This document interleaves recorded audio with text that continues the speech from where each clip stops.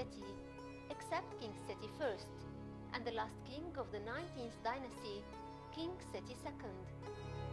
It's a name that catches attention, for it reflects the attachment of its owner to the god of evil in ancient Egypt, god Set.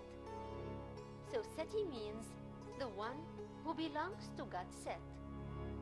Seti grew up within a military environment and therefore gained the experience which enabled him to be a first-class military king. As soon as he sat on the throne, he cared for two things, the first of which is to sustain the ruling of his family and the interior and exterior stability of the country. The second is to reinforce the strength of the Egyptian empire, which was shaken during the weak periods of the 18th dynasty. Thus, he initiated a new phase in the history of Egypt and called it Wahem Mesut, meaning the renewal of resurrection or the rebirth, which indicates the continuity.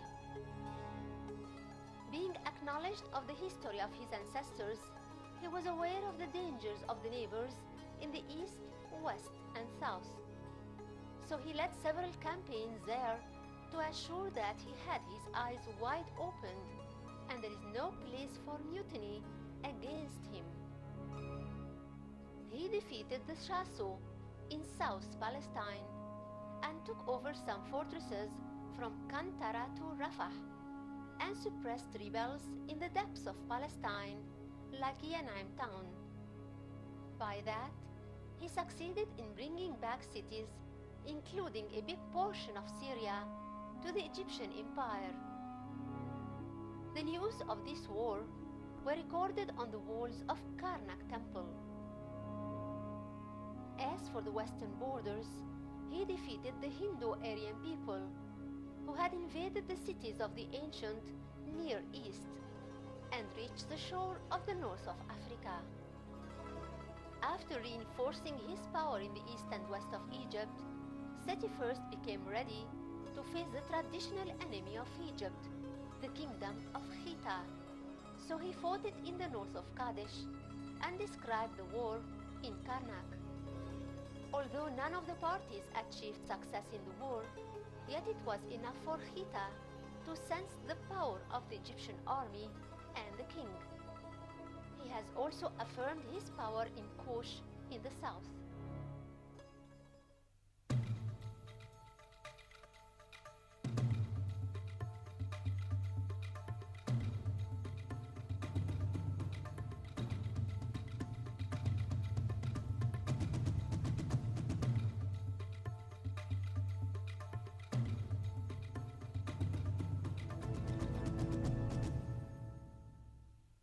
So today we have with us a guest from Australia. Please introduce yourself. I'm Yura Auckland. I'm PJ's partner, and PJ is the designer of the Sacred Tours to Egypt. Right, so is that your first experience here? This is my first tour to Egypt. I've been looking forward to this for the last couple of years since PJ first came here. Right, so what's your program? We are going, I think, to most of the sacred sites in Egypt, the pyramids, most of the temples, Cairo, Aswan, Luxor, Alexandria, and finally the Sinai. Sinai? Yeah. So Which part of Sinai? we'll be going to Mount Sinai and climbing that on the night of the full moon. Full moon? Yeah, camping under the stars. How lucky. Yeah, absolutely. Yeah, sleeping under the stars. Yes, yeah, it will be an amazing experience. Yeah, I think so too. You're going to Ras Muhammad as well, I heard. Yes, we are. Ras Muhammad actually is the most famous diving place in Sinai. Alright, so what about the rest of your monumental tours? I just cannot wait to see what unfolds. I had a very strong feeling when PJ first came to Egypt that it would be really significant to her, and each of the temples for her was an amazing unfolding experience, and I'm looking forward to see what Egypt has in store for me. Great. So what about your job back home? What do you do? Back home, my passion is what I call conscious business culture, and that is about organisations being kind to the world and being kind to the people they employ and being kind to the people that they're supposed to serve, instead of trying to be rapacious and making money the wrong way, what I call the wrong way. So my passion is to make the organisations in the world and business in the world a kinder kind of a place. Oh, that's very humane mission. Yeah, absolutely. It's my great passion. It's what I want to do for the rest of my life. What about your experience with Egyptians? Have you been dealing with them so far? I've only been here 24 hours, so it's still all pretty new to me. But every experience I've had so far has been a positive one, and yeah, I'm looking forward to spending a month here. We're here for a month, and we really want to soak Egypt up and experience the real Egypt. So I think a month will give us that opportunity. So the rhythm here is quite slower than Europe. It's beautiful. Yeah, we can't catch up with the rhythm of the West.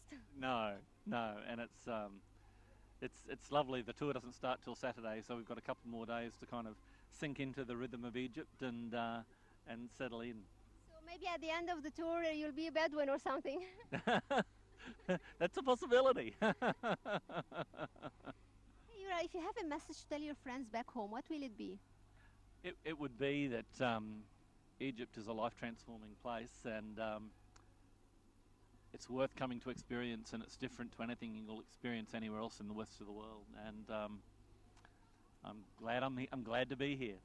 We're glad that you're here. Thank you. Wish to see you back soon. Thank you. Thank you.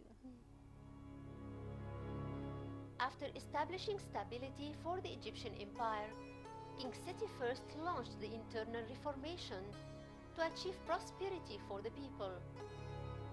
He sent many mining campaigns for the gold of El Hammamat area in the eastern desert. Thanks to him, the papyrus of the gold mines, which is in Torino Museum in Italy, describes the roads to the mines. It's considered a unique geographical document.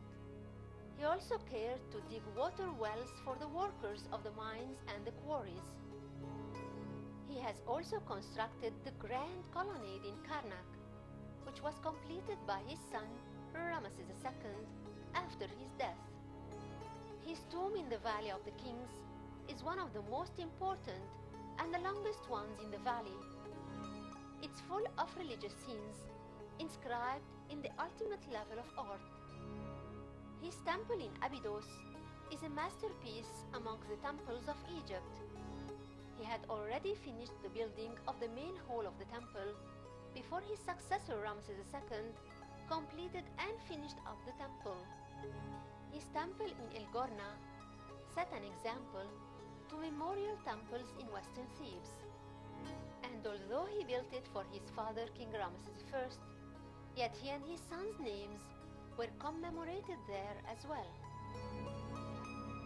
Seti I has successfully achieved stability and prosperity to the Egyptian people and paved a long road to all who succeeded him to sustain that and build upon it the foundations of continuous glory for the Egyptian empire.